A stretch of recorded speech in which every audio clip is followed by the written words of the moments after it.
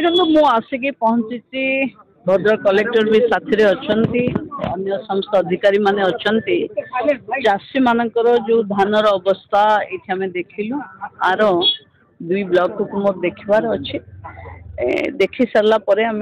30 तारीख सुधा जो माने रिपोर्ट आमर देवे तांकर भी रिव्यू हम समस्त चाषी मानकर यही समय विपद समय सरकार चट्टान भली पछरे ठिया है मु चाषी बंधु मान को अनुरोध करुच्ची निजे न भांगी पड़ी पुणी उजुड़ी जाइथिबा चाष बा फसल को केमती सरकार जते साहाय्य सहयोग ता देहरे दब ताकू केमती आमे सठिक भावे चाषी पाखे पहुंचेबा से व्यवस्था रे लागिबा कथा समस्तंकर ये विपद बेलरे सरकार तांको सहित अच्छे चाषी मानकर जो फसल नष्ट होइछि तार भरपाई राज्य सरकार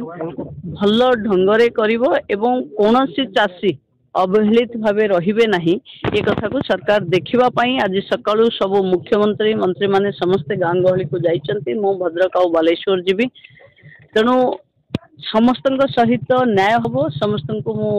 अनुरोध करुचे सरकार ऊपर भरोसा रखंतु कारण बात्या बन्या दैविक विपाक का हाथ रे न थाए किंतु ए समय रे सरकार आपनक सहित अच्छी जहाँ असुविधा हब सरकार आपनक साथी रे थाई ताकू समाधान करिवो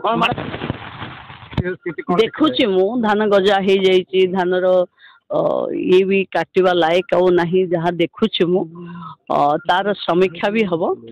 जिलापाल लेवल रे मु भावुची बहुत जल्दी क्षति तो जहाँ हेची किंतु एथिरे भांगी पड़ी निजर आउ बहुत क्षति न करने को अनुरोध करुच्ची देखो